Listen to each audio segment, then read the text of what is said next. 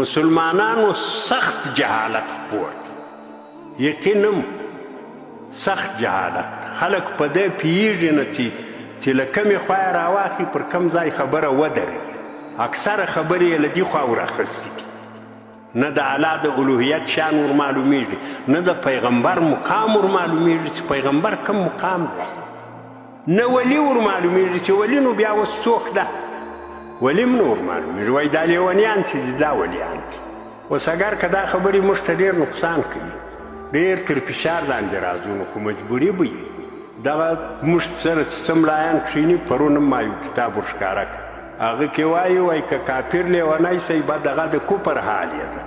کافر به راپورته کېږي که فاسق لیونی سئ پر فسق به راپورته کېږي که تقوادار لیونی سئ پر تقوا به راپورته کېږي لیونتوب په سړي کې دغه درجه نه زیادت راولي نه کمبود راولي تر لیونتوب له مخه عالي معتبر ده اوس که موږ لیونی نه منئ بیا دلته د یو حربه پیدا کړې ده وایي دا وابي ده ولې لیونی نه منې هلکه ته خدای نه منې نه یې وابي زه چې لیونی نه منم زه وابي یم ته د الله پیغمبر نه منې پیغمبران کوې د پیغمبرانو توهین کوې ته سم سړی موږ خراب سو ډېرې داسې خبرې موږ اورېدلي هم دي خلکو راته کړي هم دي دا صرف له جهالته څخه کېږي له ناپوهۍ څخه کېږي دی خو دې چې یا الله دې هغه ډول کړي خو نور خلک یې تباه